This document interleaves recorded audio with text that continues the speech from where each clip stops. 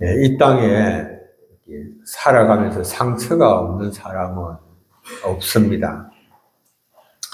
자기가 상처를 받았다라고 말을 하지만 상처를 받은 그 사람도 또 다른 사람에게 상처를 주기도 합니다. 사랑을 받아도 상처를 받고 사랑을 받지 못하여도 상처를 받습니다. 사람들의 사랑이라고 하는 것이 불완전하기 때문에 또 사랑을 통하여서도 상처를 받기도 합니다. 그래서 문제는 상처가 있느냐 없느냐라고 하는 그런 문제가 아니고 그 상처를 어떻게 다루느냐라고 하는 것이지요. 상처는 잘못 다루면은 독이 되지만 그것을 바르게 잘 다루면 오히려 약이 되기도 하고 성당의 통로가 될 수도 있다라고 하는 겁니다. 연산군은요, 어릴 적에 자기 어머니가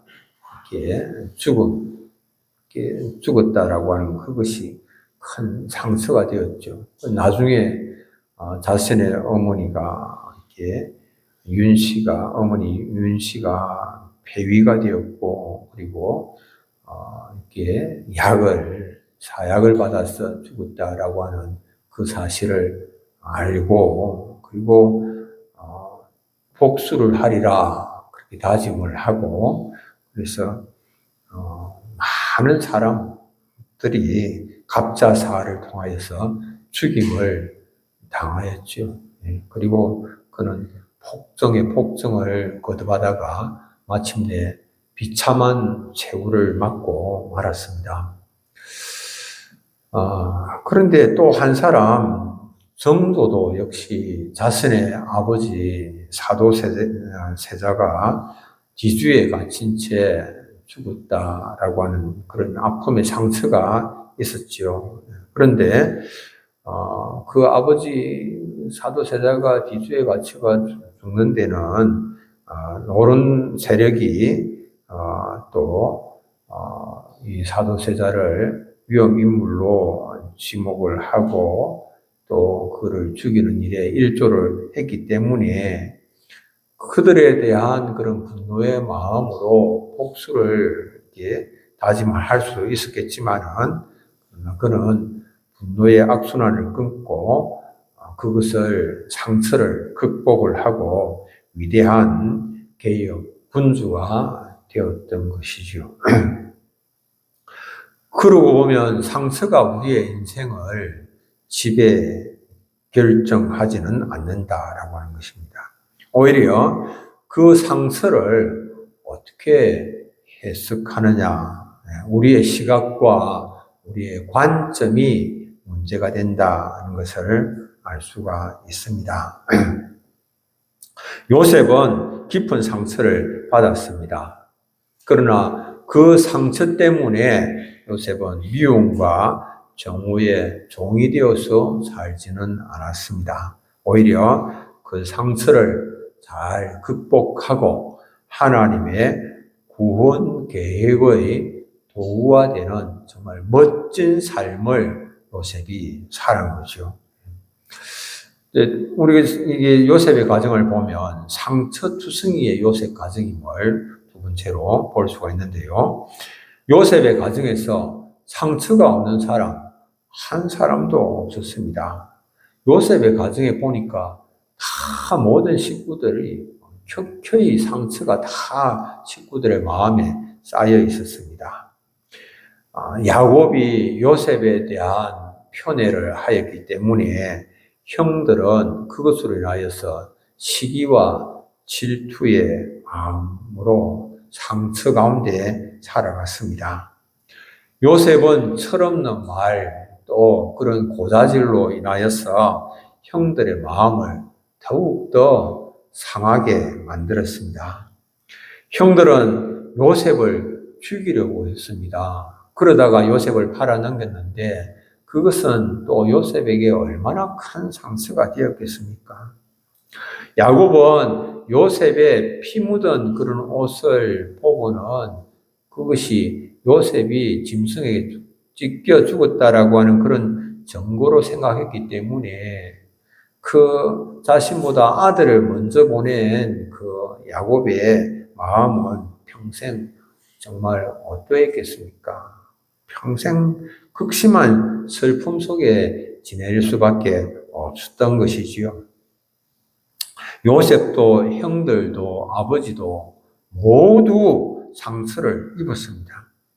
이 상처는 시간이 지나면 그냥 자동적으로 저절로 치유되지는 않습니다.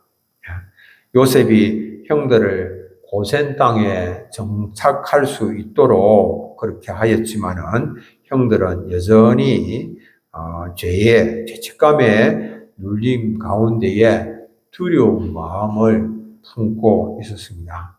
창세기 50장 15절에는 요셉의 형제들이 그들의 아버지가 죽었음을 보고 말하되 요셉이 혹시 우리를 미워하여 우리가 그에게 행한 모든 악을 다 갚지나 아니할까 하고, 이거 요셉이 이제 우리에게 보복하면 어떻게 할까? 그래서 두려움 가운데 형들이 사로잡혀 있었다라고 하는 겁니다. 그러면 이런 세 번째로 상처는 도대체 어디서 오는 것인가? 이 상처를 주는 사람은 멀리 있는 사람이 아닙니다. 가장 가까운 사람이 오히려 깊은 상처를 주시오. 부부 간에 오히려 상처를 받고, 가족 간에 상처를 주고받고, 그리고 교회에서 성도들 간에 또 상처를 주고받고, 그래서 마음이 상하는 일들이 일어나시오. 다윗도 그렇게 말합니다. 자신을 아프게 하고 고통스럽게 한 사람이 다른 사람이 아니고 자신의 친구고 동료가 자신을 아프게 하고 고통스럽게 했다라고 말합니다. 시편 55편 12절 14절 나를 책망하는 자가 원수가 아니라 원수일지는 내가 참았으리니 나를 대하여 자기를 높이는 자는 나를 미워하는 자가 아니라 미워하는 자일진데 내가 그를 피하여 숨었으리니 원수도 아니고 미워하는 자도 아니고 그러면 누구냐? 그는 곧 너로다. 너가 누굽니까? 나의 동료, 나의 친구요, 나의 가까운 친구로다. 동료고 친구고 친구가 같이 재미있게 언론하면서 놀았는데 그런데 나를 이렇게 아프게 하고 고통스럽게 했다. 그렇게 말합니다. 함께 하나님 집에서 예배하던 그런 친구였기 때문에 더 아팠다라고 고백을 하는 겁니다. 교회 안에는 정말 교회 안에서 우리가 상처를 받습니다. 가족 안에서 상처를 받습니다. 그런 것들 가족으로부터 상처를 받았기 때문에 더 힘들고 더 고통스럽습니다. 교회 안에서 상처를 받았기 때문에 더 힘들고 더 고통스럽습니다. 나와 함께하고 내 편이 되어줄 줄 알았고 나를 위로해 줄 줄 알았는데 오히려 나에게 상처를 주었다라고 생각하니 더 고통스러운 것입니다. 그러나 그런 일들이 종종 발생하는 것이죠. 인간의 사랑은 그렇기 때문에 두 번째로 아주 불완전한 것이다 라고 하는 것을 알 수가 있습니다. 우리는 때때로 내가 너를 사랑하기 때문에 하는 말이다 라고 그렇게 말합니다. 그런데 그 말로 인하여서 사랑하기 때문에 하는 말이라고 하지만 그 말로 인하여서 우리는 또 고통을 받습니다. 사랑으로 포장된 말로 인하여서 상처를 받는데 이것은 무엇을 말하겠습니까? 인간의 사랑이라고 하는 것이 불완전하다라고 하는 겁니다. 그래서 부분적으로는 그에게 좀 일정 부분 도움이 될지는 모르지만은 그러나 부분적으로 더 그 마음에 아픔을 주고 상처를 남기게 되는 이 사람의 사랑이라고 하는 것이 그렇게 불완전한 그런 것이지요. 병든 사랑이고 왜곡된 사랑을 우리가 하고 있는 것입니다. 그래서 우리는 기억을 해야 됩니다. 내가 사람에게 무엇을 기대한다면 반드시 상처를 받는다라고 하는 사실입니다. 그리고 또 하나 우리는 상처를 해결하려고 하면 먼저 하나님의 사랑을 만나야 하는 것입니다. 요셉은 꿈의 사람이었지만은 그러나 고난, 계속된 깊은 상처로 인한 상처의 연속이었고 그래서 고난의 세월을 요셉이 지냈습니다. 요셉은 17세에 형제들에게 버림받아서 애굽으로 팔려갔습니다. 그 후에 보십시오. 보디발의 집에서 노예가 되었지요. 보디발의 아내의 모함을 받았지요. 그래서 억울하게 지하 감옥에 갇혀서 감옥살이 했지요. 그리고 또 그 감옥에서 떡 맡은 관원장, 술 맡은 관원장들의 그들의 꿈을 해석을 해 주었지만은 그리고 자신을 좀 기억해 달라라고 부탁을 하였지만은 그들로부터 또 잊혀진 그런 삶을 살 수밖에 없었습니다. 30세에 애굽의 국무총리가 되기까지 17살에 애굽으로 팔려가서 13년 동안 정말 상처의 연속이었습니다. 많은 상처를 받았습니다. 배신과 모함과 그리고 잊혀짐의 상처가 반복됐습니다. 사람의 시각으로 보면 인간적으로 생각하면 이건 너무나도 고난의 시간입니다. 고통의 시간입니다. 왜 내가 이런 정말 반듯하게 살려고 했고 바르게 살려고 했고 하나도 내가 잘못한 것도 없는데 왜 이렇게 어려움을 당하고 고통을 당하는가 정말 이해할 수가 없고 받아들이기가 힘들고 원망 불평이 나올 수밖에 없는 그런 시간을 보내는 겁니다. 그런데 그것을 인간적으로 보지 아니하고 하나님의 관점에서 하나님의 시각에서 그것을 본다라고 할 것 같으면 그것은 하나님께서 보실 때는 그것은 그 고난의 그 맹렬한 그 불길은 오히려 고난의 풀무불이었습니다. 하나님은 요셉을 고난의 풀무불을 통해서 더 부드럽고 정결하게 연단을 시켜 나가신 것입니다. 이사야 48장 10절에는 이런 말씀이 있습니다. 보라 내가 너를 연단하였으나 은처럼 하지 아니하고 너를 고난의 풀무불에서 택하였노라. 고난의 풀무불에다가 하나님 우리를 탁 집어넣어서 거기서 막 연단을 하시는 겁니다. 그래서 하나님의 사람으로 온유 겸손하며 하나님의 성품을 닮은 그런 사람으로 하나님 사용하시기에 합당하게 다듬어가는 일을 하시는 것이지요. 사람을 무너지게 만드는 그런 상처이지만은 그러나 우리가 하나님의 손에 붙들리기만 하면은 오히려 그 상처로 인하여서 정금같이 놀라운 변화를 이룰 수가 있다라고 하는 사실입니다. 그러면 상처를 극복하는 길은 무엇일까? 하나님의 관점으로 바라보는 것입니다. 형들은 아버지 야곱의 죽음 앞에서 슬픔보다도 두려움에 사로잡혔습니다. 요셉이 혹시 그들이 요셉에게 행한 모든 악을 보복하면 어떻게 할까라고 하는 그런 두려움이었죠. 그래서 그 두려움 가운데에 아버지가 마지막 남겨준 유언이다라고 하면서 요셉에게 전합니다. 그것은 뭐냐 하면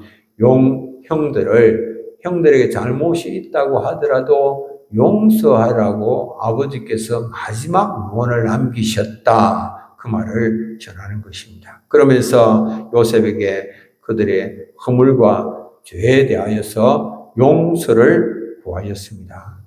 이 말을 들으니까 요셉이 참 마음이 아프지요. 그래서 울었습니다. 형들이 죄책감으로 인하여서 두려움에 사로잡혀 있다라고 하는 것, 그것 바라보면서 굉장히 안타까운 마음으로 울었죠. 그러면서 두려워하지 말라라고 말을 하면서 창세기 50장 20절 정말 유명한 말을 요셉이 남깁니다. 우리 함께 한번 읽어볼까요? 당신들은 나를 헤아려 하였으나 하나님은 그것을 선으로 바꾸사 오늘과 같이 많은 백성의 생명을 구원하게 하시려 하셨나니. 아멘. 참 놀랍죠. 요셉이 하는 말, 하나님의 관점에서 자신이 입은 그 상처를 바라보는 겁니다. 해석을 하는 겁니다. 형들이 악을 행했습니다. 그런데 요셉이 하는 말은 하나님은 그 악을 선으로 바꾸셨다. 그렇게 말합니다. 상처를 준 사람들은 형들입니다. 그러나 요셉은 형들이 어찌 동생에게 그럴 수 있느냐? 그렇게 생각하면서 미움과 정오로 빠져들어가지 아니하였습니다. 오히려 그런 그 자신이 받은 그 상처를 통하여서 하나님께서 어떤 일을 이루셨는가 그것을 생각한 것입니다. 상처를 해석한 기준이 하나님이십니다. 오히려 그 상처를 통하여서 하나님께서 어떤 일을 행하셨는가. 그 상처를 준 사람을 보면 미워지지만은 상처 속에서 하나님께서 하신 일을 생각하고 그것을 떠올리면 용서가 가능해지는 것이죠. 이것이 요셉이 자신의 상처를 넘어설 수가 있었던 그런 힘이었습니다. 용서에는 놀라운 능력이 있습니다. 6번째. 관계를 회복하는 길입니다. 용서는 용서해주는 사람을 위한 것이 아니라 상처로 묶여있는 나를 풀어주는 하나님의 치유입니다. 용서하면 용서하는 사람이 자신에게 묶여있던 그것이 풀어지는 것입니다. 형들은 죄책감에 묶여서 두려움 속에 살았습니다. 요셉도 상처가 있었습니다. 그런데 그 둘 다 치유하는 그 길은 용서하는 길 외에 다른 길은 없습니다. 용서하는 것입니다. 요셉의 용서가 가진 두 가지의 열매를 보면 형들의 상처가 치유가 되었지요. 요셉이 형들을 용서하니까 형들의 상처가 치유가 됩니다. 그리고 요셉 자신도 상처에서 완전히 자유로움을 얻습니다. 그래서 요셉이 말합니다. 이제는 더 이상 상처가 없게 되어진 거예요. 이렇게 말합니다. 창세기 50장 21절에 당신들 두려워하지 마소서. 내가 당신들과 당신들의 자녀를 기르리이다 하고 그들을 간곡한 말로 위로하였더라. 요셉은 복수하는 대신에 돌봄과 축복을 선택을 한 것입니다. 이것이 진짜 용서입니다. 돌봄과 축복, 오히려 내가 그들을 돌보겠다, 그들을 책임지겠다, 그렇게 말하죠. 자, 우리가 다 상처를 이렇게 안고 살아가는데요. 성공하면 상처가 없을 것 같죠. 대단히 성공한 사람들도 상처가 있어요. 얼마 전에 제가 유튜브 보니까 카이스트 물리학과 교수인데요. 그가 하는 말이 자신이 너무나도 자신이 지독한 열등감에 사로잡혀 살아갔다. 자신은 이제 촌에 어성 사람인데, 촌 사람인데 서울에 가서 이제 서울대학 들어간 거예요. 서울대학 들어갔는데 서울대학 가서 보니까 거기는 뭐 전부 뭐 공부 잘하는 사람들만 다 모여 있으니까 자기는 거기 가보니까 촌에 있을 때 그럴 때는 대단히 그냥 자신이 막 엄청난 그런 인재인 줄 알았는데 거기 가보니까 다 뛰어난 거예요. 그러니까 아무리 거기서 해봐도 안 되는 거예요. 그리고 그 열등감에 사로잡혀서 학교를 가지를 못했다는 거예요. 학교를 못 갔다는 겁니다. 오랫동안 학교를 가지 못한 채 그렇게 지냈다. 그렇게 말을 합니다.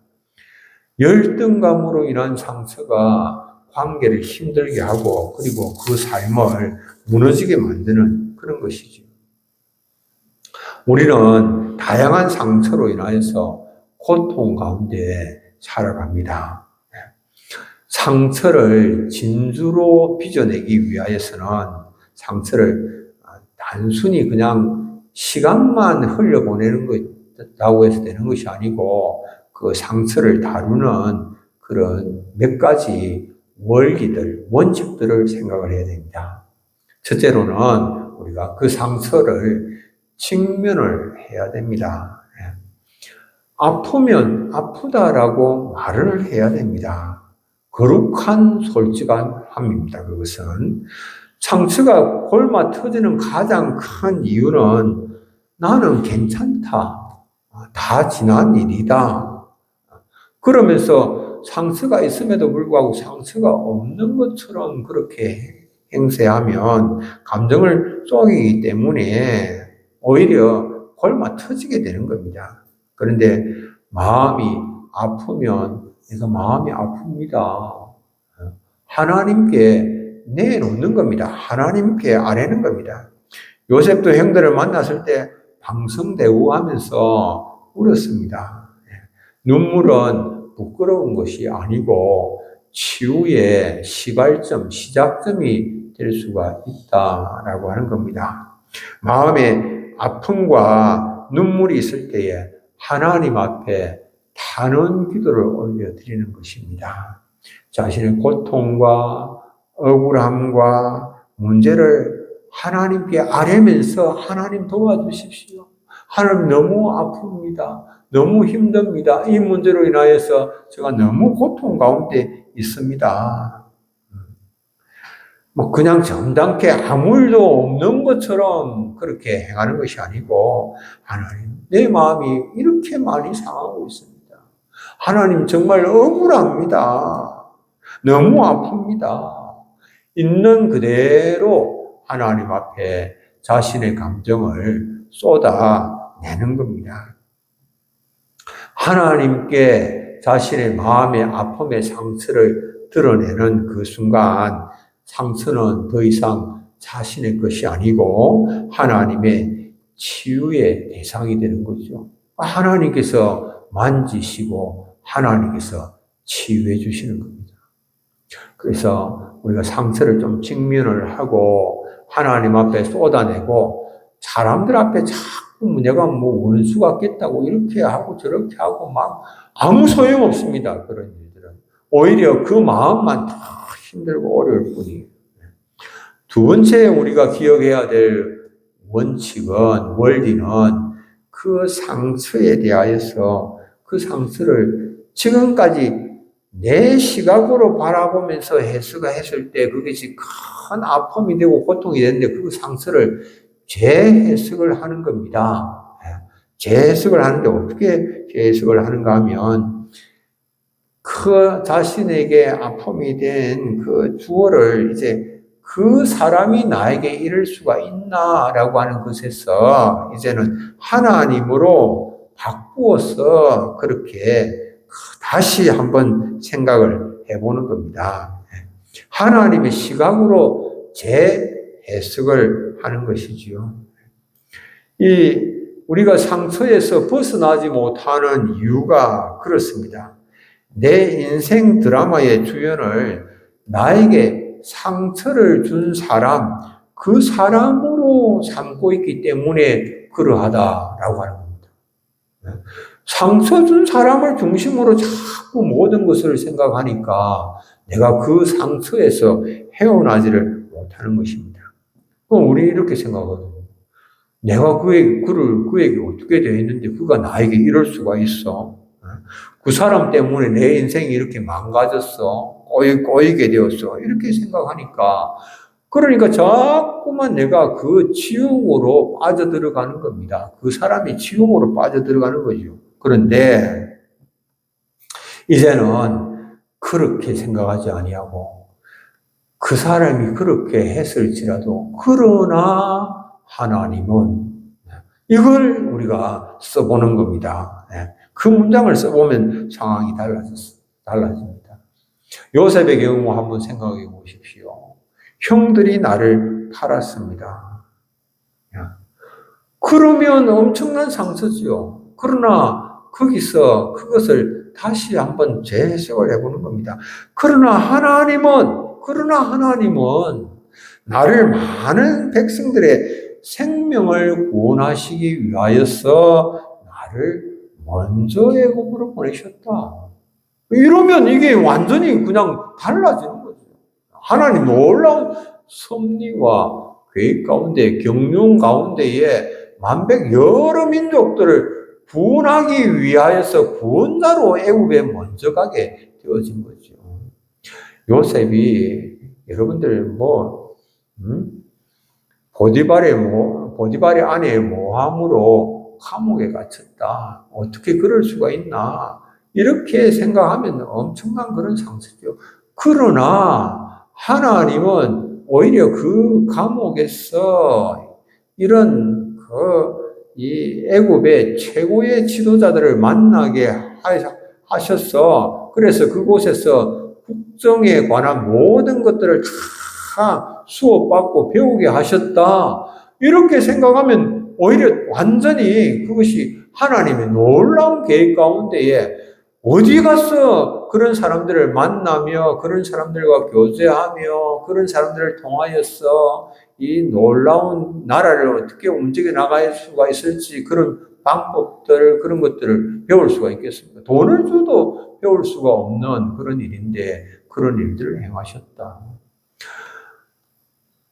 또 요셉이 자신이 이렇게 호의를 베풀어서 술 맡은 관원장, 떡 맡은 관원장들의 그런 꿈을 해석해 주었지만은 그들이 참 또 요셉의 감옥에 억울하게 갇혀 있는 것을 다 잊어버리고 생각지도 않고 사람들이 어떻게 이렇게 배신을 할 수가 있느냐라고 그렇게 생각을 하면은 큰 아픔이고 고통이지만 그러나 그들이 잊어버렸기 때문에 하나님께서 그들의 그런 망각을 통하여서 잊어버림을 통하여서 어쩌면 배은망덕을 통하여서 바로를 만날 수 있는 그런 길을 준비하셨다 이렇게 생각하면 그게 엄청나게 그게 아무런 상처가 될 수가 없는 거죠 오히려.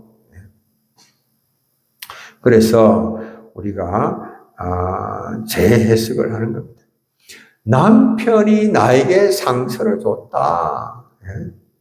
그러나 하나님은 그러나 하나님은 이를 통해서 나를 더욱더 기도하는 사람으로 다듬으셨고 오히려 나를 인내의 사람으로 만드셨다. 이렇게 생각하면 그 상처로 인하여서 깊은 수렁에 지옥의 고통에 빠져들어가지 않을 수가 있는 것이죠. 부모가 나에게 상처를 줬다. 그러나 하나님은 그를 통하여서 나에게 하나님과 동행하는 법을 가르쳐 주셨고 치료의 하나님을 바라보게 하셨다. 오히려 더 믿음의 깊은 자리로 나가게 하셨다라고 하는 것을 생각하면 오히려 그것이 하나님의 은혜가 되어지는 것이죠. 그래서 고통스러운 과거 뒤에 그러나 하나님은 이렇게 붙여서 문장을 작성을 해보면 그런 어려움들을 이겨낼 수가 있게 되는 것이죠. 왜 나에게 이런 일이 일어났는가라고 하는 그 원망에서 하나님은 이 일 속에서 무엇을 이루셨는가? 시선을 하나님께로 옮겨가는 것입니다. 시선이 바뀔 때에 내 마음의 감옥의 문이 열리게 되는 겁니다. 내가 그 상처로 크게 갇혀서 지옥의 고통 속에 머물고 있다가 시선이 바뀌면 그 감옥에서 내가 나올 수 있게 되는 것이죠. 세 번째로는 분리하는 겁니다. 무엇을 분리하는 것입니까? 용서와 화해를 분리하는 겁니다. 내가 많은 사람들이 그렇게 생각합니다. 내가 그와 예전처럼 다시 웃으면서 지낼 자신이 없어서 용서를 못하겠다. 그렇게 말을 하는데요. 기억을 해야 됩니다. 용서와 화해는 다르다라고 하는 겁니다. 용서는 뭐냐? 용서는 내 마음에 독을 빼내는 것입니다. 화해는 관계를 다시 맺는 것입니다. 그 사람과 내가 다시 화해를 하고 또 그 사람과 다시 이제 서로 함께 하게 되어지면 내가 여전히 그 상처를 많이 입게 될 것 같고 위험하다라고 하면 화해는 나중에 할 수 있지만은 그러나 지금 내 자신이 살기 위해서는 용서는 지금 해야 되는 거예요. 용서는. 내 마음의 묶임을 먼저 풀어야 되기 때문에 용서는 지금 용서해야 되는 겁니다. 그래서 그 사람에게 묶여 있는 가운데서 그 사람의 종이 되는 그 자리에서 벗어나기 위해서는 용서해야 되는 거예요. 여러분들 용서하지 못해서 그 사람이 하는 말에 그 사람이 하는 일에 일일이 다 반응하면서 지배당하면서 살아가는, 묶여서 살아가는 이런 분들 계시잖아요.